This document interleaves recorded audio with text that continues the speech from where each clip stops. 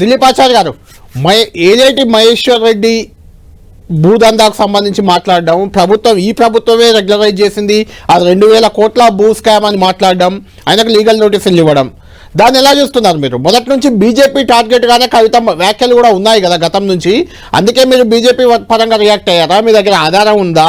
అసలు ఎందుకు కవితను టార్గెట్ చేస్తున్నారు బీజేపీ కూడా? నమస్తే కళ్యాణ్ గారు, మీకు అదేవిధంగా కో ప్యానలిస్టులకి అదేవిధంగా 10 టీవీ ప్రేక్షకులకి గుడ్ ఈవినింగ్ అండి. ఇప్పుడు ఈరోజు అంశం ఏంటంటే అవినీతి అంశము. ఆ ప్రభుత్వంలో అవినీతి జరిగింది, ఈ ప్రభుత్వంలో అవినీతి జరిగింది. ఆ ప్రభుత్వంలో అంటగాగిన వాళ్ళు అవినీతి చేశారు, ఈ ప్రభుత్వంలో ఇప్పుడు ప్రస్తుతం ఉన్న వాళ్ళు అవినీతి చేస్తున్నారు అనే అంశాన్ని ఏలేటి మహేశ్వర్ రెడ్డి గారు క్లియర్ కట్ గా చెప్పారు. దాంట్లో భాగంగా ఏవి రెడ్డి గారు అదేవిధంగా అనిల్ కుమార్ గారు భాగస్వాములుగా ఉన్న వాళ్ళు ఈ భూదందాకు పాల్పడ్డారు అని చెప్పి క్లియర్ కట్ గా చెప్పడం జరిగింది. దీంట్లో భుజాలు తడుపుకోవడానికి ఏముంది? ఇప్పుడు లిక్కర్ కుంభకోణంలో కూడా కవిత గారి పేరు వచ్చినప్పుడు మొదటిగా స్పందించింది ఇదే విధంగా స్పందించింది కవిత గారు. మీరు ఒకసారి వెనక్కి పోయి చూసుకుంటే కళ్యాణ్ గారు ఈ విధంగానే స్పందించింది. నేను కడిగిన ముత్యంలాగా బయటకు వస్తా, అసలు నేను ఏం చేయలేదు, నాకు సంబంధం లేదు అని చెప్పారు. అవునా? అందరం చూసినాం కదా ఏం జరిగింది అనేది. ఎంక్వైరీ విచారణలో లోతులకు వెళ్లే కొద్దీ వీరు లిక్కర్ వ్యాపారం ఏ విధంగా చేసిండ్రు, ఎందుకు చేసిండ్రు, ఎట్లా చేసిండ్రు, ఎన్ని అక్రమాలు జరిగినాయి అనేది చూసినాం కదా. చార్జ్ షీట్ లో వెలువడ్డాయి కదా అంశాలు. ఇప్పుడు కూడా బుకాయింపు ధోరణి. వీరు కవిత గారు ఎప్పుడు కూడా కడిగిన ముత్యం కాదు, వారు నిజాయితీగా లేరు, నీతిగా లేరు. కనుకనే ఈ కష్టాలు నష్టాలు అనేటివి వస్తాయి. మరి పాపాలు చేసినప్పుడు భరించాల్సిందే. మీరు పాపాలు చేయకుండా ఏం చేయకుండా మీరు ఉట్టిగానే అబండాలు వేసుకుంటూ పోతామని అంటే ఎట్లయితే వస్తాయి. మీ మీద నిరూపించుకోవాల్సిన బాధ్యత మీ పైన ఉంది, నిరూపించుకోండి. ఇప్పుడు ఆమెనే చెప్పింది నాకు ఆ భూమితోటి సంబంధం లేదని చెప్పింది. 2019లో ఆ భూమి నుంచి బయటకు వచ్చిండు అనిల్ గారు అని చెప్పింది. నిన్న స్టేట్మెంట్, ఆమె స్టేట్మెంట్ లోనే కాంట్రడిక్షన్ ఉందా లేదా? నాకు సంబంధమే లేదని చెప్పిన ఆమె ఆ భూమి నుంచి మేము బయటకు వచ్చినామని అంటే నువ్వు ముందు ఉన్నావు, తర్వాత బయటకు వచ్చినావు అని చెప్పగానే చెప్పినావు కదా. అంటే ఒప్పుకున్నట్టే కదా. ఆ వ్యవహారంలో మీ పాత్ర ఉన్నది. నిప్పులేందే పొగరాదు కవిత గారు. ఖచ్చితంగా మీరు చేసిండ్రు. అనిల్ గారు భాగస్వామ్యంగా ఉన్నారు. ఏవి రెడ్డి గారితో కలిసి అది క్లియర్ చేసుకున్నారు. దాంట్లో లబ్ధి పొందిండ్రు. దానిపైననే చర్యలు ఉంటాయి, విచారణ జరపాలి. మహేశ్వర్ రెడ్డి గారు అడుగుదాం. ఒకటి శ్రీకాంత్ గారు మీ దగ్గరకు వస్తాను. దిలీపాచారి గారు ఎలా కనిపిస్తుంది ఇది? బీఆర్ఎస్ కవిత జాగృతి రెండు నిన్నటి వరకు ఒకే పార్టీ ఒకే దాంట్లో ఉన్నాయి. ఇప్పుడు ఒకరి మీద ఒకరు బురద జల్లుకోవడం కానీ ఒకరి తప్పప్పులు బయటకు తేవడం కానీ ఖచ్చితంగా ఇది మంచిదే. నేనైతే మంచిదే అంటాను. ఎందుకంటే ఒకరి లూపు ఒకరి బయట పెడితే అసలు విషయం ఏందో జనాలకు అర్థం అవుతుంది.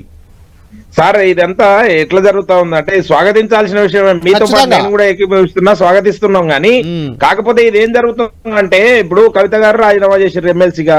బీఆర్ఎస్ పార్టీ నుంచి ఎన్నికైన ఎమ్మెల్సీ అభ్యర్థి వారు మరి రాజీనామా చేసిర్రు.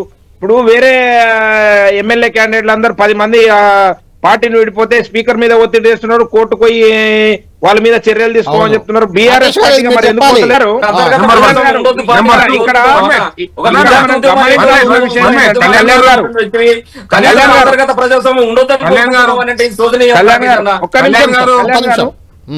దిలీప్ గారు కళ్యాణ్ గారు నేను ఏమంటున్నానంటే కళ్యాణ్ గారు నేను ఏమంటున్నా వీరు కొద్దిగా దొందులాగా అనిపిస్తలేదా కళ్యాణ్ గారు? మనకి ఈ సన్నాయిలో కొట్టడం ఎందుకండి?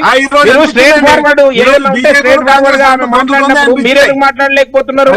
ఎందుకు డిఫెన్స్ లో పడుతున్నారు? అంటే అనుమానం కలుగుతా ఉంది. మీరు చేసిన అన్ని తప్పులు అక్రమాలని చెప్పి మాకు కనిపిస్తూనే ఉన్నాయి. ఎప్పటి నుంచో చెప్తానే ఉన్నాం, 10 సంవత్సరాల నుంచి చెప్తానే అర్థమైంది. శ్రీకాంత్ గారు ఫైనల్ గా కంక్లూడ్ చేయండి. మీరు క్వశ్చన్ చేస్తుంది కేటీఆర్ నో లేదంటే ఎమ్మెల్యేలనో బీఆర్ఎస్ ఎమ్మెల్యేలో ఎవరిని చేసినా అల్టిమేట్ గా గత 10 ఏళ్లుగా తప్పులు జరిగాయి, అవినీతి జరిగింది, కుంభకోణాలు జరిగాయి అంటే అది ఖచ్చితంగా కేసీఆర్ కే కదా తలిగేది. 100% కదా. పార్టీ నాయకత్వం ఆయన కేసీఆర్ మీ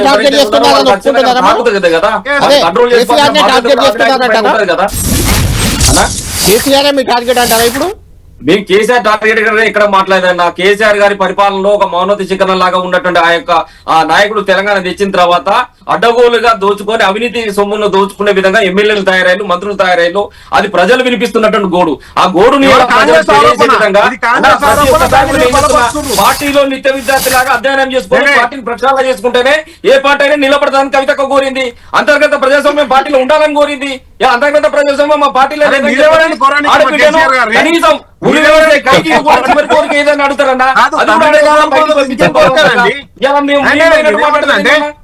కాదు అన్నని పేరు పెట్టి పిలిచి తండ్రిని పేరు పెట్టి పిలిచిన తర్వాత ఇంకేం ప్రజాస్వామ్యం ఇంకెక్కడ మానవత విలువలు మానవత లేఖ హక్కులు. లీక్ చేసిన కూడా ఫస్ట్ వాళ్ళని కాదు, పట్టుకోవాలి. నేనేమంటున్నా అంటే 20 ఏళ్ళ మా సర్వీస్, కేసీఆర్ 20 ఏళ్ళ మా కష్టం, 20 ఏళ్ళ మా కష్టం 100 రోజులు ఎవరి కష్టం రాకేష్ ఎవరి కష్టం ఎవరి 20 ఏళ్ళ కష్టం మాది లేదా? కేసీఆర్ గారి తెలంగాణ కష్టం. కష్టం లేదా? 20 ఏళ్ళ కేసీఆర్ గారి కష్టం. కష్టం కేసీఆర్ గారి కష్టం కవిత కష్టం అది కాదు, లేదా? కళ్యాణ్ గారు. కష్టం పార్టీలో కేసీఆర్ కష్టం. కేవలం కేటీఆర్ కళ్యాణ్ గారి గారు. కళ్యాణ్ గారు. కష్టం మాత్రం ఉంది మా కవిత పార్టీలో. కష్టం లేకుండా కళ్యాణ్ గారు, ఉందా? చివరగా మహిళా ఉద్యమం చివరగా నేను ఉందా? ఏమంటానంటే, భర్త ప్రధాన పెట్టి నేనేమంటున్నా తెలంగాణ అంటే ఉద్యమానికి కాంగ్రెస్ బాధ్యత కళ్యాణ్ గారు. చేయకండి. కాంగ్రెస్ గొంతుగా మీరు మారకండి. కళ్యాణ్ గారు, థాంక్యూ రాకేష్ గారు.